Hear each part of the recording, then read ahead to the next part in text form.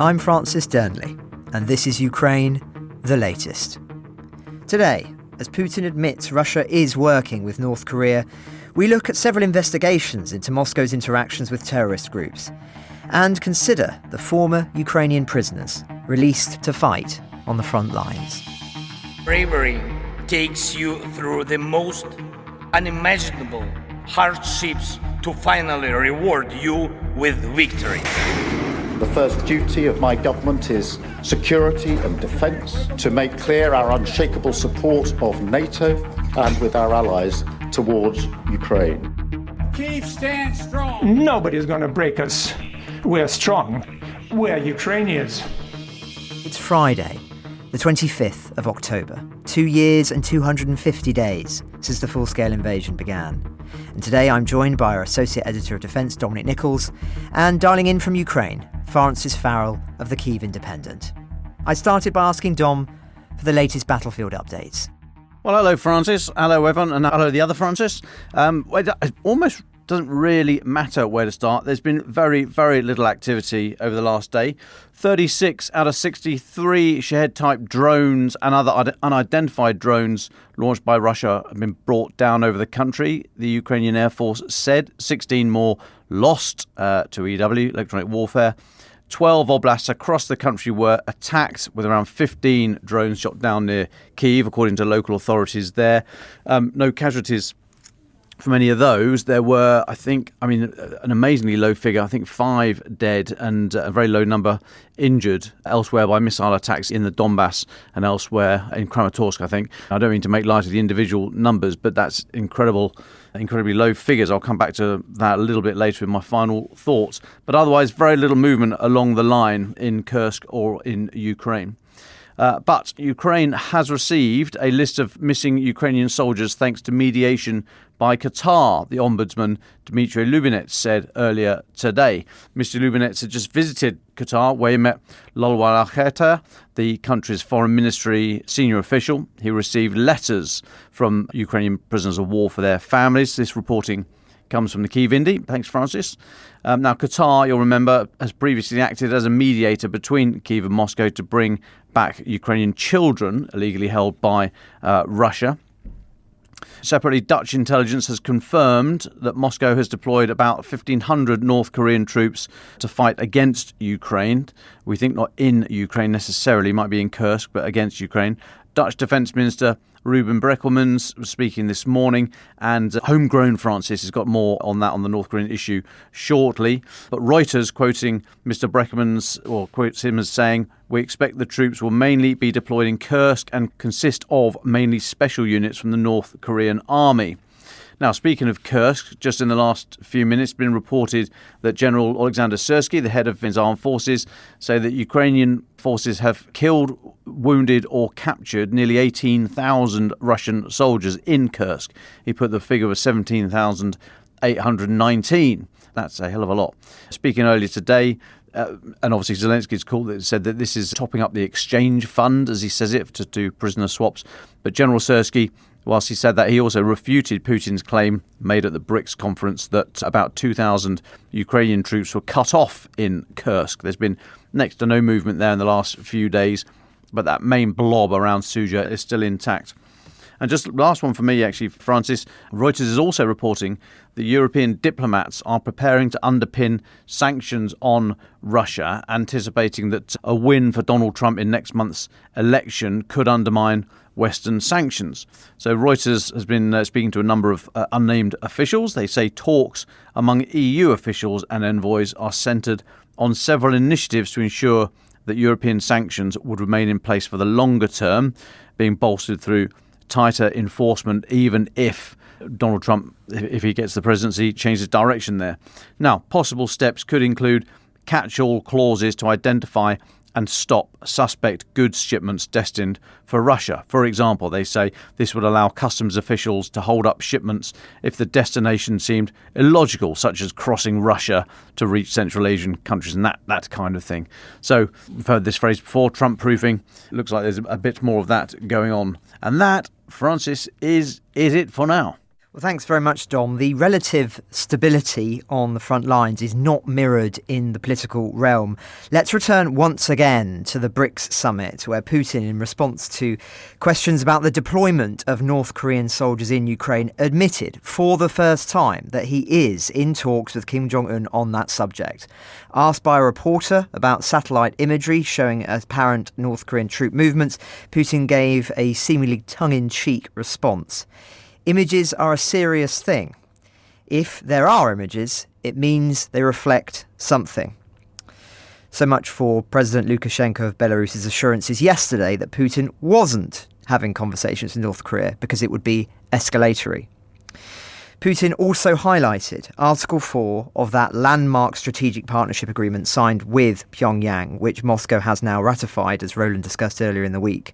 He said, "We've never doubted that the North Korean leadership treats these agreements seriously, but what we will do and how we will do it is our business within the agreed framework."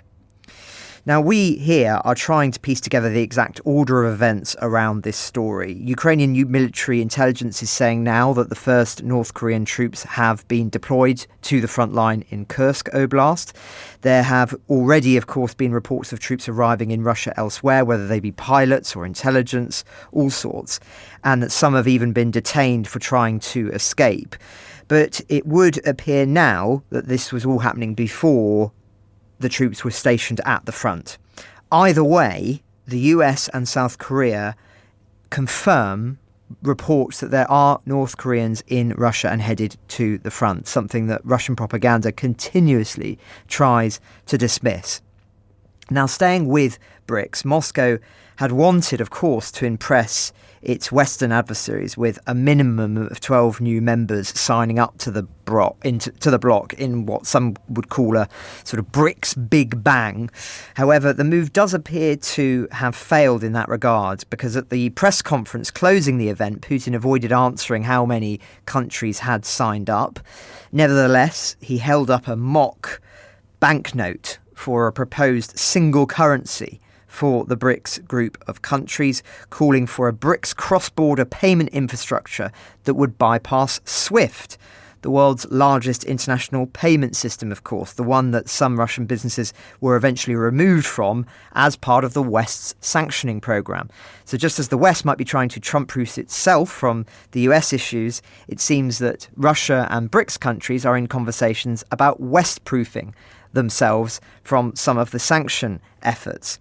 Now, the BBC's Steve Rosenberg was finally given a question to the Russian president at BRICS. Unsurprisingly, Putin didn't answer them, except with the usual hogwash. But the fact that he was willing to take a question from the BBC speaks of just how puffed up Putin must be after the BRICS conference. Further evidence of that might be found in the behaviour of Moscow to the Deputy Ambassador to Russia from Britain, Tom Dodd, yesterday. Britain has condemned Russia's shameful behaviour after Dodd was targeted in an apparent Kremlin stunt at a Moscow airport, swarmed by a crowd claiming to be protesters and journalists. In the widely shared videos, a man demands that Dodd comment on his involvement in anti-Russian actions, and the Deputy Ambassador responds by taking away the press badge from the lanyard around the man's neck. These clips were widely circulated across Russian state media, along with accusations that Dodd was aggressive and assaulted the group. Now, remember, there are no protests of this kind of character in Russia that are not mandated by the state. A Foreign Office spokesperson in London told us here that the incident matches a persistent pattern of shameful behaviour by the Kremlin against UK diplomats in Russia. Intimidation will not deter our staff from promoting international stability and UK interests around the world. No wonder, though, that Russia feels emboldened, with more evidence coming to light via two interesting investigations published by the Wall Street Journal. The first is that Russia provided targeting data to Houthi assaults on global shipping, seeking to tie up the US in the Middle East. Now, just to nudge your memory, the Houthis began their attacks late last year over the Gaza war, striking British vessels, US vessels, and many other Western shipping. Well, apparently they began using Russian satellite data, as they expanded on those strikes. The data was published through members of Iran's Islamic Revolutionary Guard Corps, who are embedded with the Houthis in Yemen. Now, furthermore, in the piece that's leading to the most comment this morning, Elon Musk, of course, the world's richest man, owner of X and a linchpin of the US space efforts, has reportedly been in regular contact with Putin since late 2022. These discussions, confirmed by several current and former US, European and Russian officials, touch on personal topics, business and geopolitical tensions. At one point, the journal report, Putin asked the billionaire to avoid activating his Starlink satellite internet service over Taiwan as a favour to China's Xi, and that was coming from two senior people briefed on that request. Now, this matters, of course, because Musk has now emerged as a supporter of Trump's election campaign and could indeed find a role in the Trump administration should he win. These contacts, say the journal, raise potential national security concerns among some in the current administration, given Putin's role as one of America's chief adversaries. Knowledge of Musk's Kremlin contacts appears to be a closely held secret in government. The topic is highly sensitive, given Musk's increasing involvement in the Trump campaign and the approaching presidential election, less than 2 weeks away. Now, listeners will recall in October 22, Musk asked followers on X to vote on a pathway to peace that mirrored some aspects of the Kremlin's offer to the Ukraine at the time. Those conditions included continued Russian occupation of Crimea and Ukrainian neutrality outside of NATO. He also specified Ukraine should continue allowing the supply of water to Crimea, an issue that's been an important one for the Kremlin before the war. And in the autumn of 22, political scientist Ian Bremner, as we discussed at the time, he's a founder of a consulting firm, wrote on Twitter that Musk had told him that he had spoken with Putin and Kremlin officials about Ukraine and that they had told Musk what the Kremlin's red lines were. Now, our one current and one former intelligence source said that Musk and Putin have continued contact since then and into this year, as Musk began stepping up his criticism of US military aid to Ukraine and became involved in Trump's election effort. So a very interesting story, and one which I expect will lead to continued comment over the weekend. Now, on top of that, we got images released from BRICS yesterday showing the UN Secretary-General bowing to and shaking hands with Putin. In his remarks, he said that the world needed peace in Gaza, Lebanon, Ukraine and Sudan. He said specifically, we need peace in Ukraine, a just peace in line with the UN Charter, international law and UN General Secretary resolutions. He also urged the bloc to help forge a more equitable global finance system, boost climate action, improve access to technology, and saluted BRICS' valuable commitment and support for international problem solving. That's one way of putting it. Now, Gabrielis Landsbergis, Minister of Foreign Affairs of Lithuania, broke cover and simply tweeted afterwards, "If Antonio Guterres decides to resign, Lithuania won't try to talk him out of it." Now, lastly, voters will, of course, be deciding whether to endorse Georgian Dream's framing of the election as a choice between war and peace in the extremely high-stakes parliamentary election in Georgia this weekend. The major opposition parties have been campaigning on rebuilding Georgia's ties with the EU and the US, which have accused Georgia of abandoning its democratic values, something we've talked about at length on the podcast. It's going to be an almighty battle, similar to what we saw in Moldova last weekend. And just on that, the Moldovan authorities have managed to get quite substantial information on one of the banks allegedly used by the Russians to mass purchase votes in order to influence those elections. The amount of votes purchased amounts to, they say, 138,000, meaning 9%-ish of the total votes cast in the election. The total suspected number goes as high as 300,000 votes when accounting for all the other banks and means used by the Russians. Apparently, the authorities in Moldova are already identifying those people because they can, using the means of identifying where the payments went. The first 400 of those individuals have apparently already been fined with about $1,500 each, roughly 10 times the sum of money they sold their vote for. And so expect that story too to rumble on. But as we've talked about many times, the result of that election will have major ramifications on Europe's eastern border. So we will, of course, be looking at that in detail next week. But that's enough from me. Let's now join Francis Farrell, calling in from Ukraine, of course, reporter at the Kyiv Independent. Francis, always a pleasure to have you on. You're going to talk to us about a couple of stories. The first one about your time with a unit of prisoners, former Ukrainian prisoners, allowed to fight, volunteered for the armed forces. Now, this is a little bit different than what the Russians have done. They've, of course, been recruiting basically anyone in the prison system who's willing to fight for them, from murderers to rapists, etc. This is different. These are more prisoners who've carried out petty crimes and, as I say, want to volunteer for the army. So it's important, for one, to distinguish between those two things.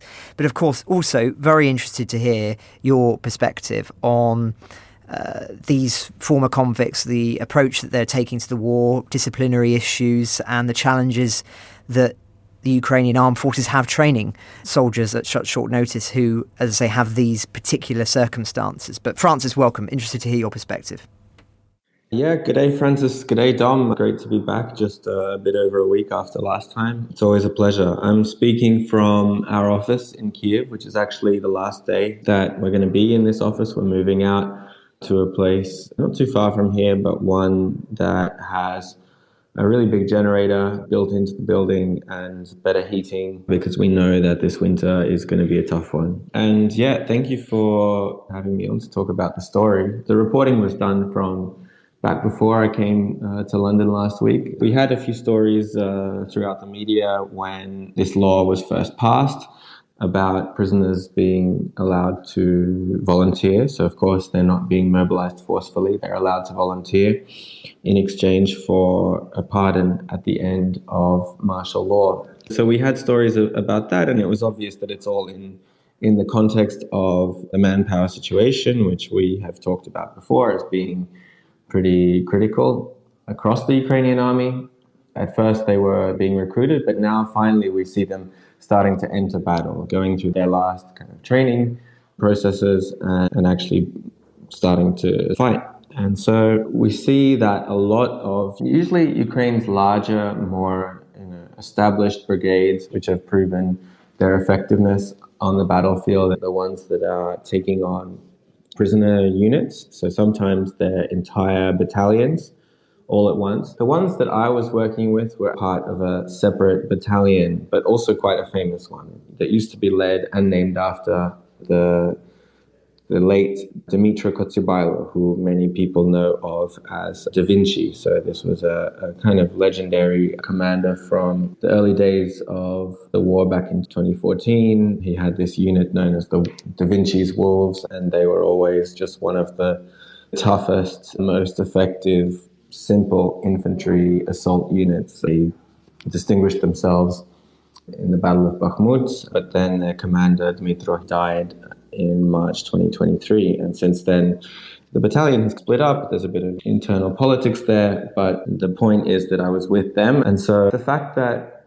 you have these big brigades taking whole battalions, it gives a bit of an idea of the scale of the prisoners now fighting in Ukraine's ranks. Unfortunately, the freshest numbers we have are just only from July, where they said that about 5,200 people applied and about 4,000 of them were accepted into different units. And that all happened since May, when the law was actually passed. And so that's been enough to form quite a few battalions and companies and spread them out between these brigades. And so we met the second company of prisoners that was in this Da Vinci battalion. The first one was already fighting.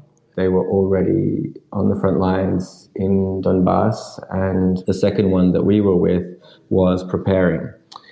And of course, the comparisons are always going to be made because we all remember Prigozhin and Wagner. We all remember how he came in person to deliver these speeches in front of the prisoners saying, here's the deal, then you get your freedom, but chances of survival not high. He was very open about that. He was also really pushing this whole ultra masculine, militaristic discourse of here's your chance to show yourself as a real man, not as someone who steals and is part of criminal kind of structures, and there won't be any surrendering. You fight and you forge your own future on the battlefield, so on and so on. And then we saw how these tens of thousands of prisoners were actually used. And it's really interesting, actually, because back then, if we remember the height of the Battle of Bakhmut, that was when we saw these tactics, which people started to call human wave tactics, sending small groups of infantry,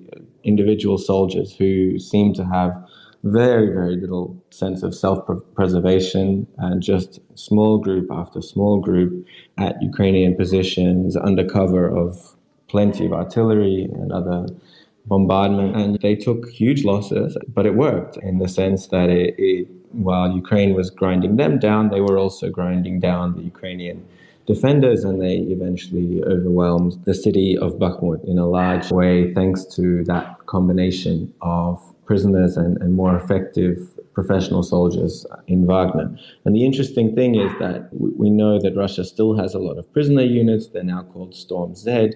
But that tactic, that slow infantry assault, small squad infantry assault tactic, has now been almost appropriated by the standard Russian infantry, by the normal Russian contract soldiers, because they have plenty of them for now. And it seems to work very well. So the big question is, on the background of that, then how does Ukraine do it? Well, it's a bit of a mixed picture, I'll be honest. In a way, the soldiers were telling me about how they were recruited, and in a way it looks similar. It probably didn't have the masculine militaristic bravado of a figure like Prigozhin, but they did come and they presented the deal that was in front of them, which is not a 6-month contract. It's mobilization until the end of martial law, and it has to be seen through that prism of here's your chance to redeem yourself, do something for your country, and already before returning to civilian life, changing your fate in a way and taking it into your own hands.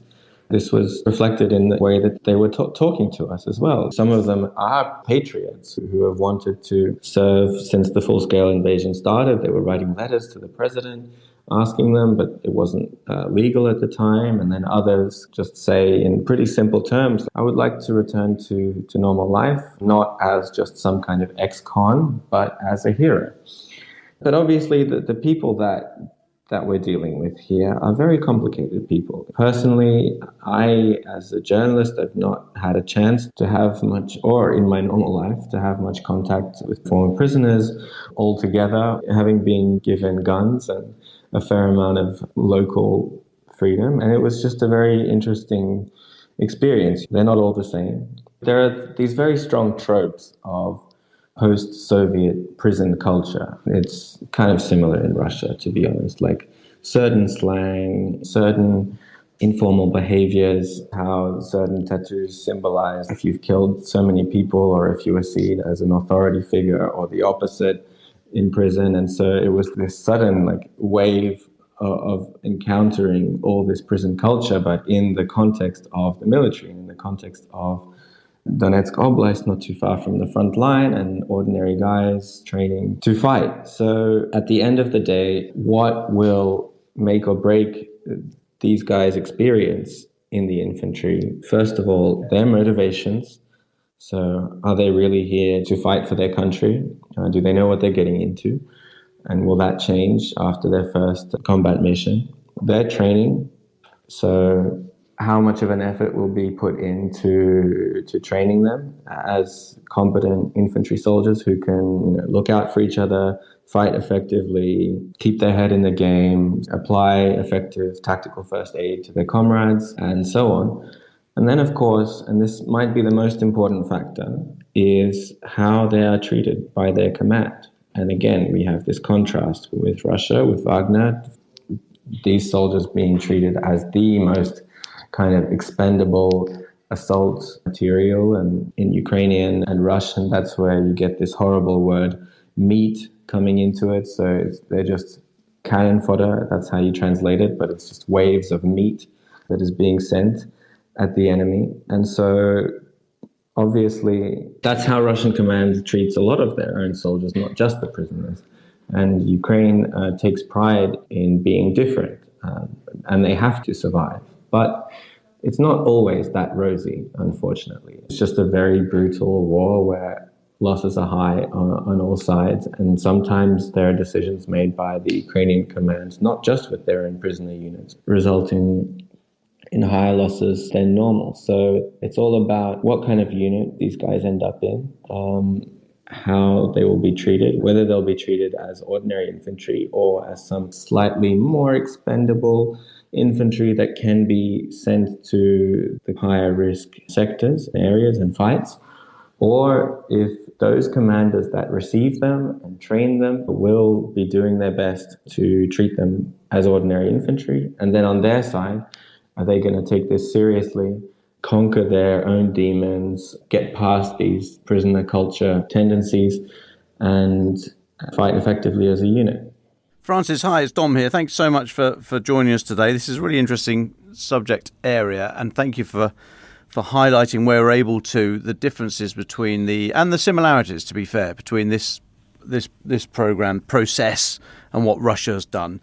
Have you got any idea of, you talked about the units there, but any idea of the ratio within those companies of convicts to others? And have there been any reports yet of any discipline issues or desertions, anything like this? Yeah, g'day Dom. So that's the thing. When I'm talking about prisoner battalions and prisoner companies, I'm talking about companies and battalions made up entirely of prisoners. The brigade might have 4 or 5 mechanized battalions with infantry, although a lot of them might have taken heavy losses over months of fighting. But then they've brought in a new battalion in a brigade, which is full of prisoners. Once you go past 150, these are brigades that are very mysterious, even to experts, because they have been set up not long ago, and it's not really clear where they fight and what the reality is. And people who come through the training system, whether they're prisoners or not, they're often placed in this brigade at first, and then the command decides what to do with this battalion or with this company, who to send them to. So I would say there are these brigades and battalions where the prisoners now make up maybe 20-30% of their infantry specifically, because again, that's the hardest job in the military. That's where the most losses are taken, and that's where pretty much all of these prisoners end up, in the infantry.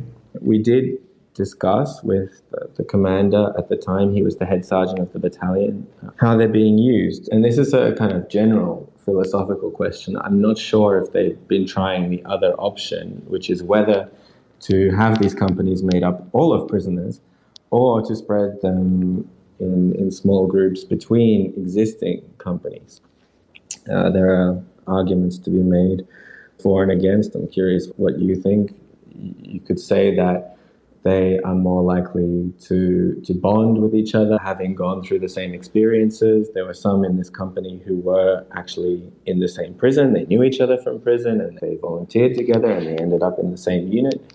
But on the other hand, the issues with discipline, like, no one was trying to hide them. The commander himself was telling us that it's a big problem, and whether that's alcohol or maybe just getting a sniff of freedom now that you're posted in a village. But that's the challenge that all of them are now facing. And that's something that the commander was really drilling in, because while I was there with the unit, there was a bit of a discipline issue. One of them was caught with a bottle of spirits in the house. And so again, that was a reason for everyone to be called up into the yard in front of the house. The whole company, come, gather around. And the commander, who was very young, 26-year-old, just gave another speech saying, guys, listen, this is a war out there. And now these weeks where we're training, this is our chance to bond as a unit, to learn these skills which will be needed on the battlefield, but even more importantly, to change our mindset, to put that prison mentality where you're always looking to push the boundaries and get around the rules, to put that behind us, because once we end up going out on combat missions, that will be felt, whether we've done that work or not. And it was really fascinating as a journalist to see this kind of thing, because the press officers of the brigades normally, they're not going to take us to see the really problematic parts of the unit where things are really bad and there's a discipline issue. That's normal. That's understandable. So it's not every day that a journalist is privy to this kind of very genuine moment of a commander addressing this issue internally and using their leadership skills to do something about it. Yeah, it was interesting. And there's a video version of the story, by the way, on our YouTube channel for those who want to see that in person. Yes, well, thank you, Francis. We'll definitely link to that in the show notes to the episode. There's just one other story that we wanted to explore with you, and that is that we understand Ukraine is developing this internal plan for strengthening the country in its economic, military, international and other spheres. I wonder if you can talk a little bit more to this. Of course, we've had the victory plan, which is more external. This one seems to be more focused on the domestic scene in Ukraine. I'm guessing it's going to be something around the economy, Russian disinformation. But what's your team's perspective in Kyiv on what this is all about? Yeah, so this goes back to what we spoke about last week with you guys about how we have this victory plan, and the victory plan is an acknowledgement of the fact that it might be time to put Ukraine's maximalist ideas of victory aside for a bit, because they don't seem to, at this point, correspond with the reality of what's possible, but instead make a very clear case to the West that Ukraine does want to end the war, but it has to be a secure and just ending. And this is what Ukraine needs. And I thought it wasn't immediately expressed by the leadership that this is a plan, as you said, that's externally directed. But now I think it's clear to everyone that it is. But at that point, it was kind of ambiguous. And a lot of the president's critics back at home were saying, well, hang on, it seems like you're passing off responsibility for victory, for a positive end, at least in this war, to the West. And it seems like if the West doesn't immediately give us everything that was on that list, including NATO membership and this mysterious long-range deterrence, then, well, it's going to be the West's fault that we have a much less positive result in this war. So people were immediately saying, well, where's the internal plan? There are so many issues inside that need to be fixed, and those are things that you're going to have to take responsibility for. And so I'm not sure if this was always his plan to follow up the victory plan with this internal plan, or if he is responding to some of this criticism. But unfortunately, my concern with it, and again, going back to his actual address, some of the things he mentioned, the economy, countering Russian disinformation, social protection, and the issue of justice and guaranteeing Ukraine's unity, it's a bit strange. That's not what I think most people who are in Ukraine, who are clued into Ukraine's biggest problems in this war, those are not the things that would immediately jump out. Of course, the economy is important, but if you know what's going on in the battlefield, as we discussed last week, it's primarily a question of manpower. It's a question of the quantity of the manpower coming in, which is, of course, a question of very painful internal mobilization. It's the question of the quality of that manpower, how they're trained, fixing these systemic problems in training, this kind of Soviet-style training that seems to still dominate. It's about protecting that manpower with fortifications and with the right equipment, electronic warfare. And it's about using it in the most effective way, tactically and strategically. And none of this was in Zelensky's initial kind of teaser of the strengthening plan. And it's interesting to see the countering Russian disinformation part, because Ukraine has been pretty united in the information sphere since the start of the full-scale war. And the Russian disinformation is a bit of a dog whistle that's used anytime serious, valid political criticism is brought against, for example, the Ministry of Defense, for example, mobilization. People complain about this really tragic practice of people sometimes being taken off the street.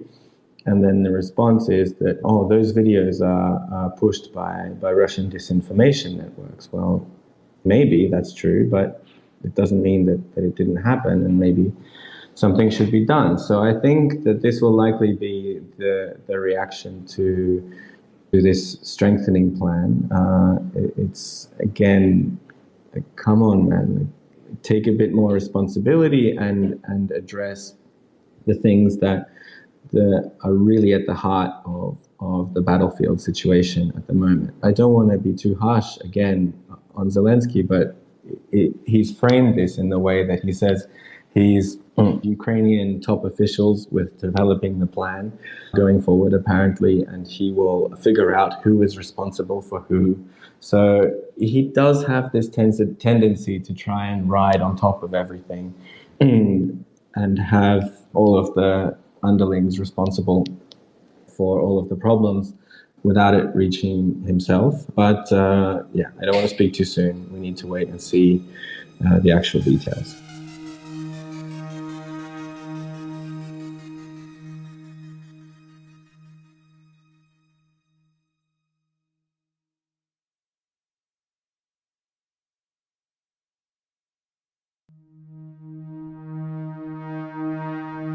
Well, thank you very much, Francis, for your perspective on both of those stories. We'll come to you in a moment for your final thought. But first of all, I'm going to just begin this segment today by sharing your final thoughts at home, those listeners who have very kindly written in to us in response to this story that Apple, at Russia's request, has removed the Radio Liberty, Radio Free Europe app from the Russian version of the App Store. And so we've been hearing from listeners about their memories of that service during the Cold War and the importance that it provided in giving a voice from the West to those under Soviet oppression.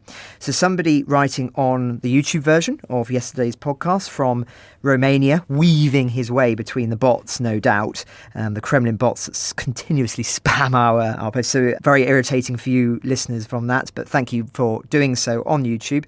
He writes, I listened to Radio Free Europe together with my parents and my grandparents from early childhood, basically when I was able to promise I wouldn't talk about it at school. It was very important to know who was resisting the regime and to get a sense of normality, to hear people who were thinking like us. I never imagined communism would fall, though. My grandparents were listening to the BBC during World War II. My grandfather collected maps so that he could use the updates to track the progress of the war. Radio Free Europe had a crucial role in December 1989 to overthrowing Ceausescu. And Marketa writes via email, I was born and raised in Czechoslovakia in 1969 and escaped in 1983. My father was a dissident and I grew up since the age of 9 secretly listening to Radio Free Europe and Voice of America.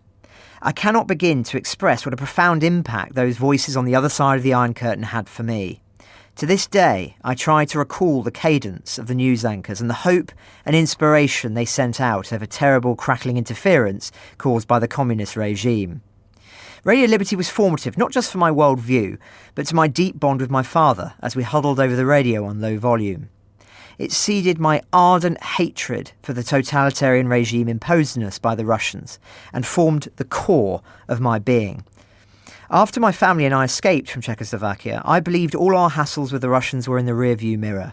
And after the fall of their system, everyone naively believed that they'd change. My prognostications about their national character were usually dismissed as alarmist and outdated. When the Russians therefore rolled into Ukraine, my childhood nightmares came to life. My feelings of helplessness and horror eventually led me to put my life on hold and travel to Ukraine on my own. I spent 2 months volunteering in the vast grassroots network of Ukrainian organisations, and when I returned home, I founded my own non-profit to continue to help. www.sunflower-fund.org. I'm just a mum and a lawyer, living in a small town at the edge of a Pacific Ocean archipelago, so my efforts can only go so far in terms of time and reach. I do this by giving free public presentations and events about Ukraine, and I send every penny we receive directly to Kyiv in less than 24 hours. Beat that, UN or NATO. It's how I sleep at night. Well, thank you very much to those two listeners and to everybody who's reached out on this fascinating story. Do keep them coming. Dom Nicholls, where do you want to leave our listeners before the weekend? Thank you, Francis. I'd point folks at an interesting article on the CSIS website. So CSIS, the Centre for Strategic and International Studies. Go and have a look at their website. They've got an interesting article there looking at Russian missile strikes on Ukraine and the air defence response and effectiveness. So they've crunched the data, looked at, or they said that Russia's fired 52 different types or different variants of missiles over the data range from September the 28th, 2022 to September the 1st this year. So almost 2 years, basically. They say Russia has launched a total of 11,466 missiles, with on average 23.2 launched daily. Now, they say there were 17 days during that period when missile launches exceeded 80 missiles in a single day. But here's the important bit. The data show that the daily intercept rate averaged 83.5%. And they say that this demonstrates that Ukraine has been successful at defending its skies, both due to Western support and indigenous programs. So, load of missiles being fired, quite very high intercept rate now. And of course, that's an average. And we've seen more air defence assets go in recent months than in the early months. So you can work out what's happening there. But I took from that a number of things. Number one, it works. Give Ukraine air defence, and it works. 83.5, pretty good intercept rate. Of course, that means something's getting through, and we're still seeing that pretty much every day with the consequences we've all been discussing.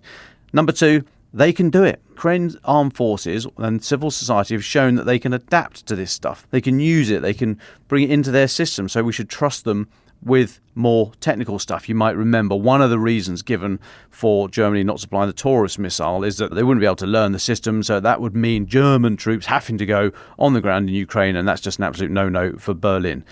Here we go. I'm suggesting here Ukraine's shown the ability to take on board some very technically competent, technically, what's the word I'm reaching for? Difficult, that'll do. Difficult stuff.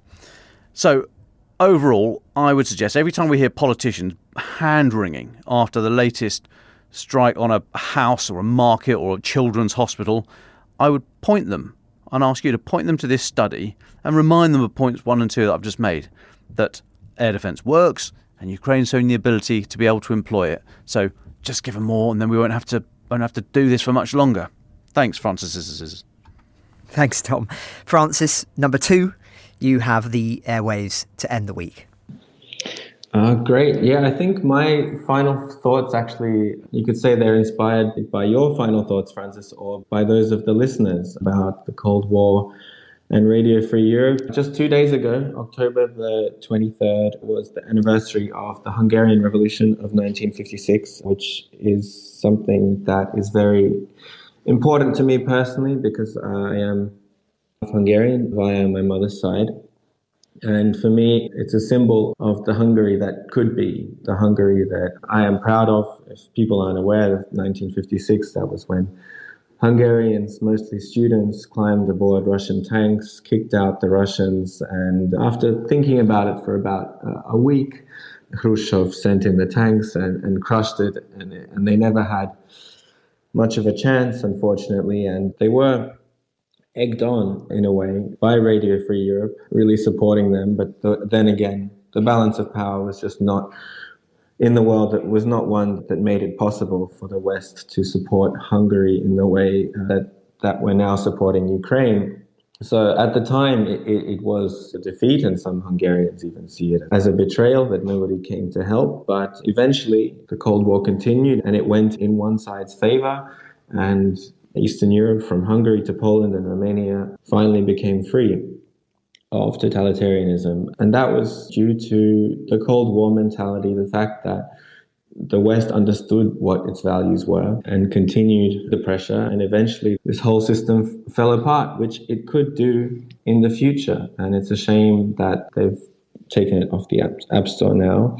But if you compare that world of 1956 to the world of today, that's the problem. It seems like the rules-based world order has just gone a bit mad. You have Guterres in Kazan bowing down to a fascist dictator. You have Hungary's own leader very much cozying up to him and not really knowing what to say on the anniversary of his own country's revolution, except for the fact that now it's totalitarian Brussels bearing down on poor Hungary.